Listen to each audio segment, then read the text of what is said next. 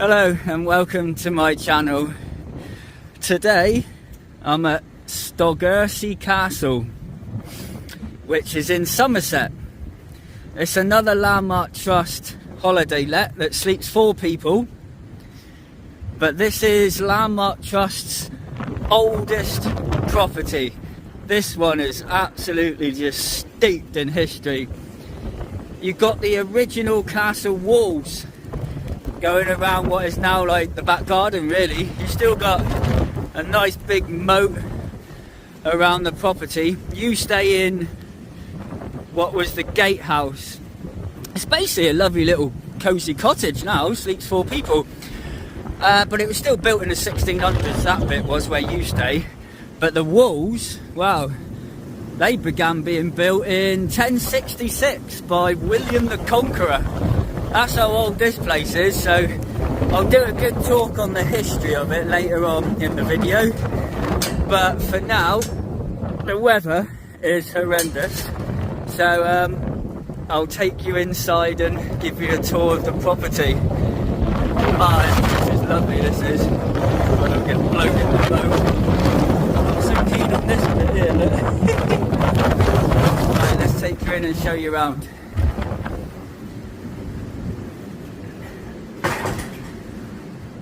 Right, it's got a little porch bit and there's a cupboard here with some little bits in you might need.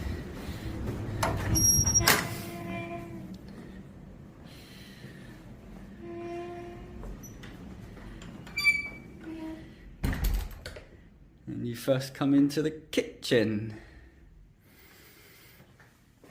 It's got the big fireplace, but you can't use that one. You can only use the fire in the living room. Got a dining table and chairs. You've got your cooker, your fridge, your kettle. All you need really is a nice and well equipped kitchen overlooking the moat and some of the garden.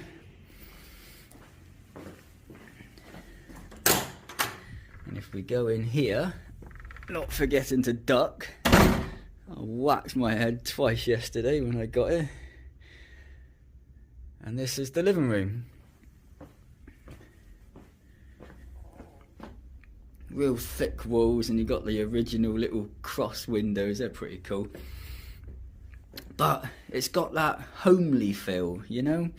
Feels like a nice little cottage, really. Comfy old chairs, the old flagstone floor.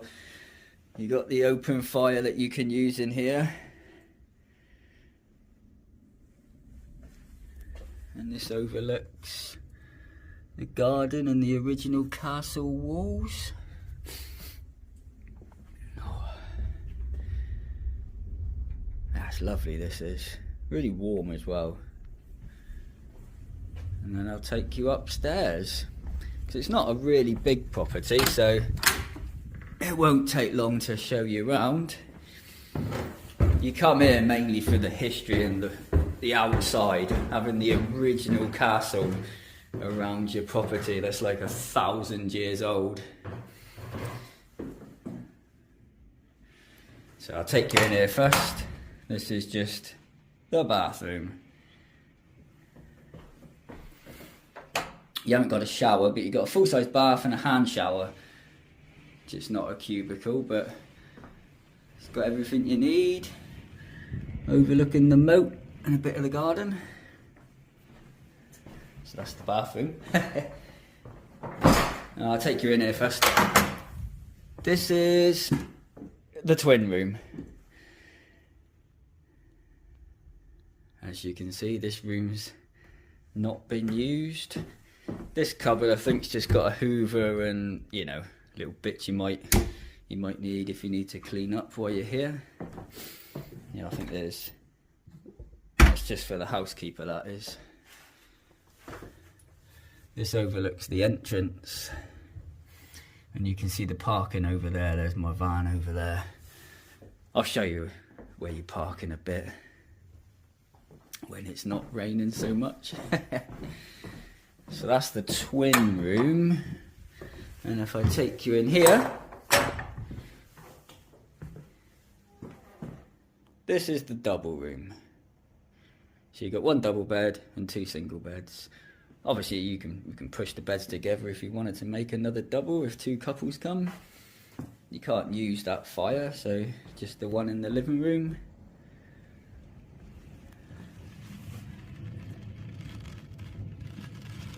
And it looks really remote and rural and on its own, but you're only a few minute walk from the village. So I spoke to someone yesterday and they said that there's a shop there and a pub, and there's a really old Saxon church. So I might go in there and do a bit of a video on in there.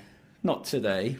The weather's horrendous. It's the wind more than anything.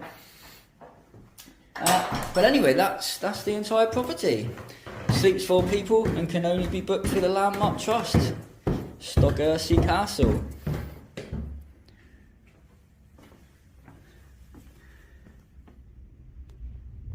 And it is literally, it's just like a cosy little cottage. I'll take you outside quickly and show you the garden.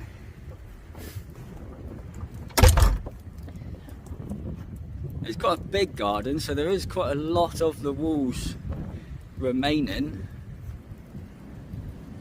And these walls are literally 1,000 years old. So you've got a bench there where you can sit at, a table and that. There's another bench on the far wall as well. There's a well underneath you here.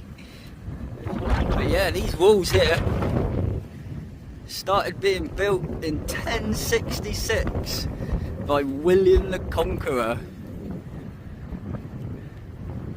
and then a whole succession of kings and queens and princes and all sorts of people. Yeah, getting wet now. And that's the back of the house. Oh, I'm going to start chucking it down now when I come outside. Anyway, I'll show you a bit more of this later, hopefully on a drier day. But that's a quick tour of the property. For the parking area for Stogursey Castle, you drive up off the little lane. You go through the village, turn off the lane and come up here. And you have to park by this barn. There's space for a couple of cars. Don't block the gateway because the farmer needs to get in there sometimes. But there is space for a couple of cars here. But you have to park next to the barn. You're not allowed to drive through the water and down there. It's a scheduled monument and apparently you need special permission to drive up to the building. You can get prosecuted apparently if you do, so park next to the barn here and then you walk over the platform. You don't have to walk through the water.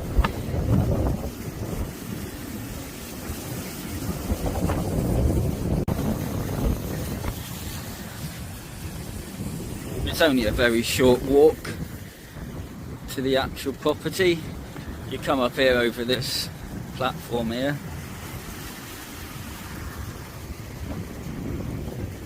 Quite a lot of water at the moment. Had a lot of rain, I guess. It's raining now. Really windy as well. I hope there's not another storm coming. Because I was out Fairburn Tower and Storm Bran hit. And then I was out Frenchman's Creek when Storm Goretti hit. And now I'm here at Stogursey Castle and terrible weather again. But yeah, you're not allowed to drive up this bit.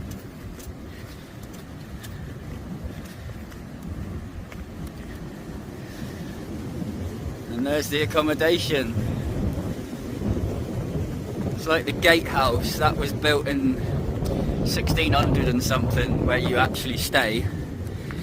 But the garden is awesome, just surrounded by the original walls of the old castle.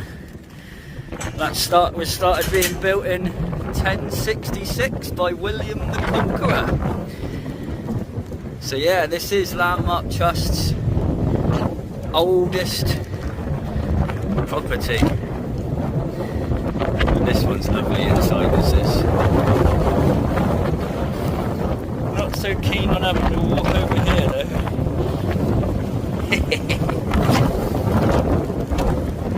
And there's the walk from the vehicle.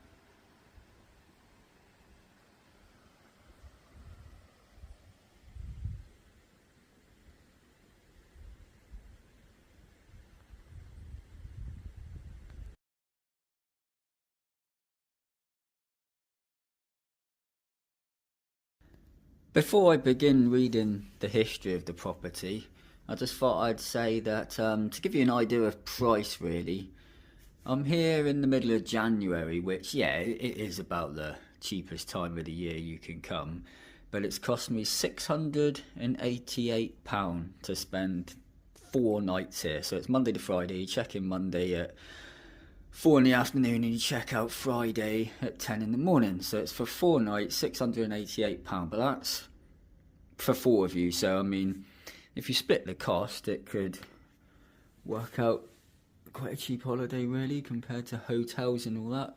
For getting to stay in such a property so steeped in history. I mean, William the Conqueror began building this place. I mean, I don't think there's many places you can go where you can stay with so much history. I mean, the walls of the castle are older than most countries, aren't they? But I'll begin reading a bit of the history. This is from the Landmark Trust History album. What remains at Stogursey Castle today are the vestiges of almost 1,000 years of use, first military and then more peaceable. The little cottage now used as a landmark was chiefly built in the 17th century, but it also incorporates medieval fabric from the gate towers whose site it colonised. Although extensive archaeology has been carried out in the past, the site is a very complex one and questions remain, particularly about the castle's exact form in its earliest years. In history, falls into 6 main stages. Stage 1, 1066 to 1100. Stogursey Castle's origins lie with William the Conqueror's need to consolidate his new kingdom. He granted the manor of Stoke to William de Falaise, who built a castle on the site as one of a chain running from Dunster to Montacute, to protect Somerset from invasion from the sea. It seems de Falaise did not build the typical moat, defensive mound, since the remains of a later stone building have been found beneath the existing mound. Instead, his defences took the form of the castle ringwork, a hall or keep with a timber stockade on a flat area defended by a strong bank and a ditch. Stage 2, 1100 to 1150. Early in the 12th century, Stoke Manor passed by marriage to the de Courcy, later Courcy family. William de Courcy did rather well out of his marriage. With the fortified manor of Stoke a particular prize, since castles could only be held with permission from the king, Stoke was made the caput or head of the honour of Courcy, lands stretching across several counties but bound by allegiance to the same lord. Stoke therefore became Stoke-Courcy and eventually Stogursey. It was probably de Courcy who built the castle mound to strengthen his new seat. The mound filled the area of the original ringwork, constructed partly from the earth removed to deepen the ditch. By now, as castle technology developed and stronger keeps were being built, moats were less crucial to defences. But Stoke was still marshy in those days and in flat countryside, so a mound would have offered both defensive observation and drier conditions. De Courcy built a rectangular keep on the mound, probably of 2 or 3 stories. It had stone foundations, so may also have had stone walls. The use of stone, an indication of its strategic importance to the Normans. A stockade surrounded the mound to the southeast, and partly surrounding the mound was a bailey, defensive enclosure, also stockaded and with its own deep ditch. Some years later, a second, larger bailey was added to the east, perhaps during the troubled years of the power struggles between Stephen and Matilda. Stage 3, 1150 to 70. Henry II came to the throne in 1156 and proceeded energetically to consolidate Plantagenet rule across the realm. William de Courcy III inherited Stogursey around the same time. He was also one of the king's stewards and may have been authorised to strengthen Stogursey Castle, which now reached the peak of its strength, protecting the mouth of the River Parrett. Stone curtain walls were built around the mound, patched stretches of which remain today. A rectangular garderobe, or lavatory, tower appeared on the west side. The main entrance, now to the east, was probably defended by another tower. Fragments of a timber bridge from this period have been found, suggesting that the moat may by now have been filled with water. The leat system was extended soon after to power a mill still referred to as New in 1225. Castles fulfilled domestic as well as military roles, and Stogursey would have been permanent home to a constable and his household. Every so often, de Courcy would arrive to take up residence. The keep would have provided limited, rather uncomfortable accommodation, and evidence suggests that a main hall was also built on the western side of the inner ward, adjoining the guard-robe tower. Other service buildings also sprang up, as befitted the seat of one of the most influential families in England, and a castle which, with Corfe, Sherborne and Taunton, was one of the 4 regarded as vital for the defence of the southwest. Stage 4, 1216 to 30. But Stogursey Castle was now to be superseded by a new castle to protect the crossing of the Parrett, built by King John at Bridgewater, as he sought absolute control over the English territories that were all that remained to the English crown. Stogursey and its owners lost control over the area as a consequence. The de Courcy line had pattered out, Stogursey passing through Alice de Courcy, a wealthy widow, to her second husband, Warren Fitzgerald, John's Chamberlain. In 1210, the king came to stay with Fitzgerald at Stogursey. They no doubt enjoyed good hunting on the Quantocks, and then royal accounts record the king lost 20 shillings gambling. Although Fitzgerald was a loyal signatory to the Magna Carta in 1214, 2 years later his monarch became suspicious of him and ordered the constable of Stogursey to hold the castle directly for the king, with extra men to defend it in case Fitzgerald tried to regain it. Fortifications seem to have been strengthened again. In 1224, Stogursey was held for the rebels against the regents of the young Henry III and besieged. It did not fall, but there is evidence of much patching and repair afterwards. Timber was provided for the repair of domestic buildings, and a gatehouse with at least one semicircular tower was built on the east side of the site. Stage 5, 1300 to 1325. Passing through the hands of various owners through the troubled 13th century, Stogursey came to rest in 1309 with the Fitzpaines, a family of rising importance in the west. The castle was to remain in their hands until the late 17th century. Robert Fitzpaine set about modernising his small castle, whose outer bailey had by now disappeared, possibly becoming the castle garden. Defences to the inner ward were strengthened, including a twin-towered gatehouse, a new bridge, and a semicircular tower built against the western wall. A stronger, more compact castle resulted.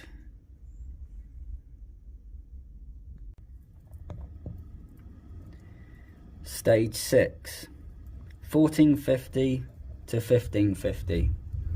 According to local tradition, in 1455 or 57, accounts vary, Stogursey once again became caught up in national events as the rallying point for the Lancastrian cause in the southwest.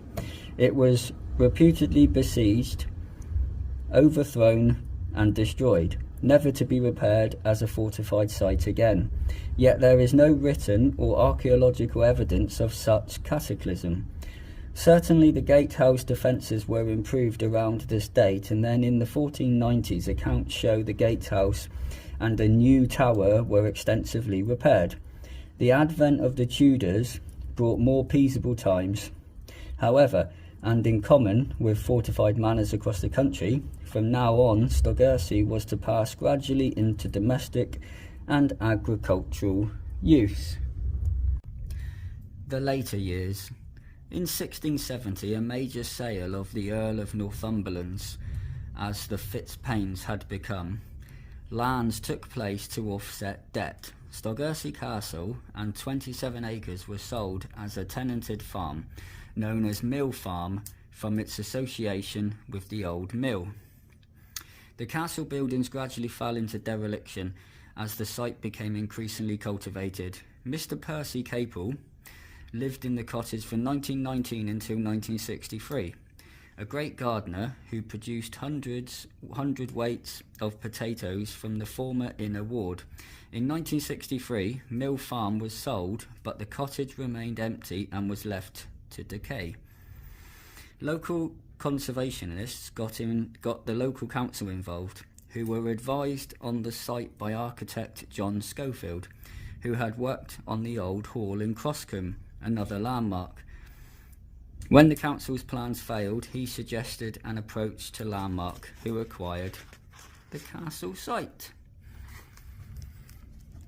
And the old hall, that was the last video I shared. I stayed in that place the other week.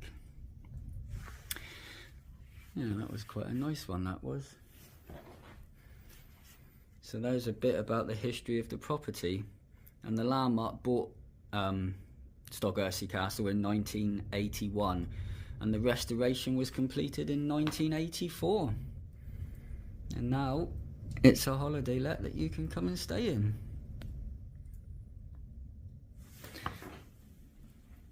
A lovely property it is too.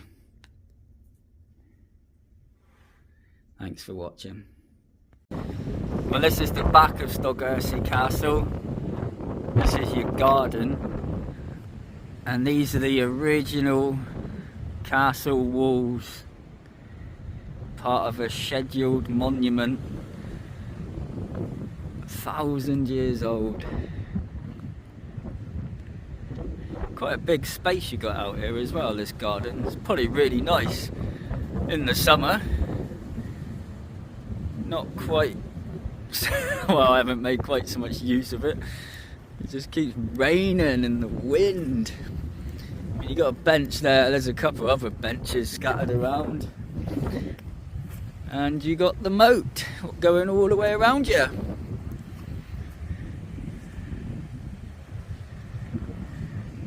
And apparently it said in there that you're not allowed to fish, there's no fishing allowed, but they have put fish in it. So, and there's the village, you can see housetops over there, so you're literally only a 3 or 4 minute walk into the town, where there is actually a spa and a Premier shop. There's a hotel, a pub, a post office, and there's a really old Saxon church that is literally like 1,000 years old as well, which is well worth visiting. I'll put a clip of that church on there in a minute actually. Yep, getting dripped on. But yeah, this is the garden you get with the property. And in a way it's what you pay for, isn't it? Because you get to stay amongst these walls that William the Conqueror began building in 1066. There's really not many properties anywhere in the world you can come and stay at, is there, with so much history.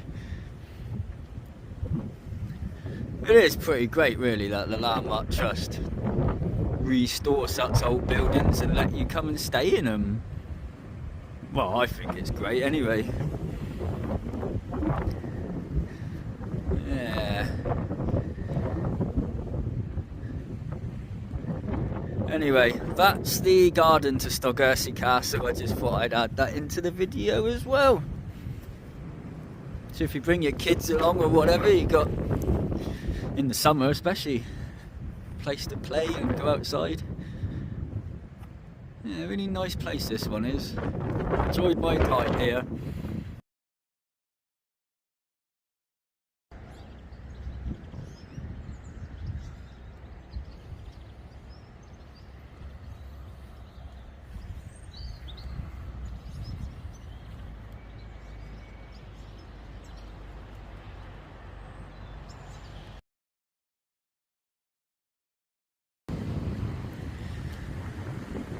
And this is Stogursey Church, which is just round the corner from the property, Stogursey Castle, where we're staying.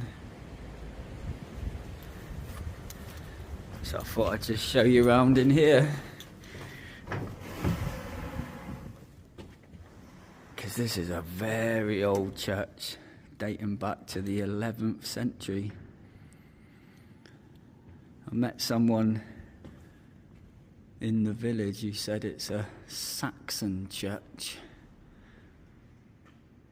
Seems like this area has a lot of history to it.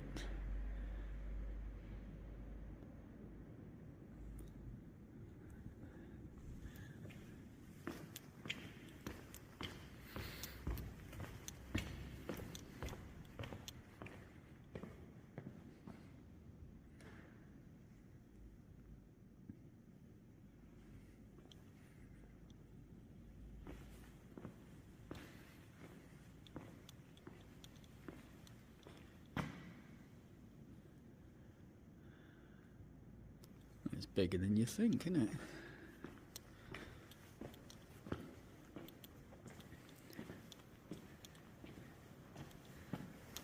When you come in, it doesn't look like much, but as you walk back,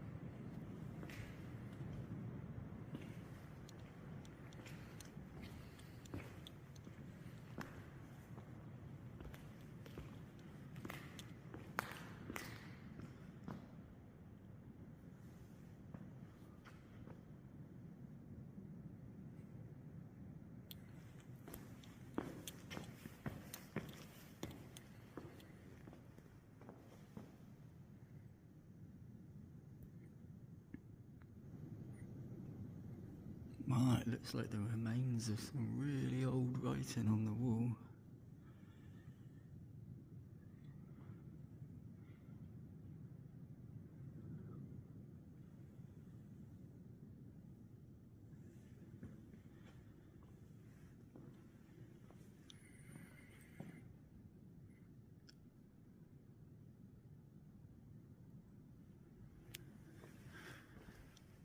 That's quite nice, this church is actually, isn't it? What's down here?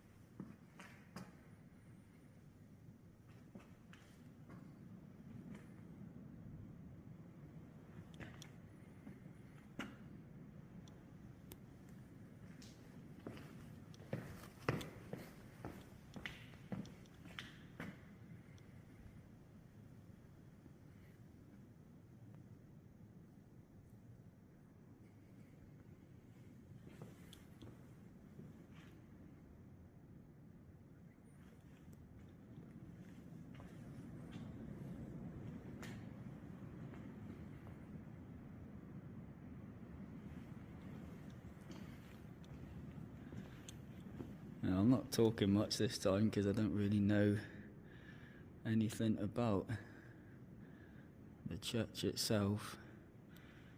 Just what I was told by someone I spoke to from the village, saying it dates back to the Saxons. So I thought it was definitely worth a visit.